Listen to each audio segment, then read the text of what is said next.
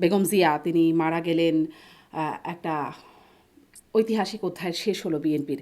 কিন্তু তিনি যখন ছিলেন মানে আমার প্রশ্নটা এটা যে তিনি যখন ছিলেন তিনি শারীরিকভাবে খুব সুস্থ না থাকলেও খুব রাজনীতিতে খুব সক্রিয় না থাকলেও তার ইচ্ছার একটা প্রতিফলন বিএনপির বিভিন্ন সিদ্ধান্তে পড়তো বলে আমরা জানতাম এবং একটা অভিভাবক হিসাবে তিনি ছিলেন এবং যেটি ছিল যে তার একটা সর্বমহলে একটা গ্রহণযোগ্যতা বা সর্বজন গৃহীত একটা ভাবমূর্তি এই সময় এসে তার ছিল যেটি আর বাংলাদেশে অন্য কোনো নেতার এই সময় অন্তত নাই।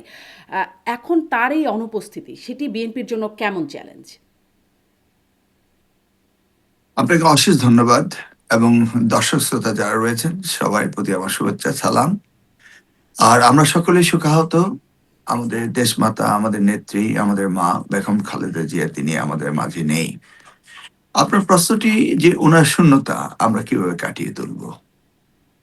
হ্যাঁ, উনি আমাদেরকে শূন্য করে গিয়েছেন বটে, কিন্তু উনি যে শিক্ষা দিয়েছেন, যে রাজনীতির ধ্যান ধারণা আমাদেরকে দিয়েছেন, যতখানি আমরা শিখেছি উনার কাছ থেকে আমরা তা প্রতিফলিত করব আগামী দিনগুলোতেও। ধরুন, আমাদের দেশমাতা বেগম খালেদা জিয়া এত নির্যাতিত হয়েছেন, কারাগারে একাকিত্ব কাটিয়েছেন, বিনা চিকিৎসায় ওনাকে শেষ পর্যন্ত ওনাকে মৃত্যুবরণ করতে হয়েছে।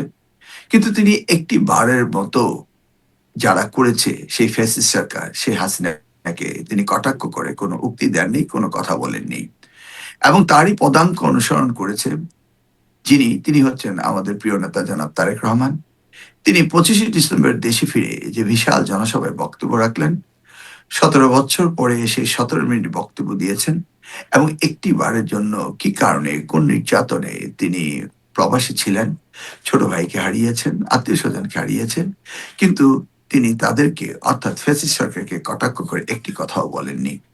মূলত দেশনেত্রী বেগম খালেদা জিয়া আমাদের প্রতিটি ক্ষণে, প্রতিটি আমাদের রাজনীতি জীবনে যা শিখিয়েছেন তা আমরা প্রতিফলিত করব। সেজন্য আমাদের বিশ্বাস আ যে তিনি একটিবারও আগামী কটাক্ষ দিনগুলো করেন নাই। সুন্দর এটি যাবে। একদমই ঠিক। এই বিষয়টা অনেক আলোচনাও হচ্ছে, একটা প্রশংসাও আছে তাকে এই জন্য।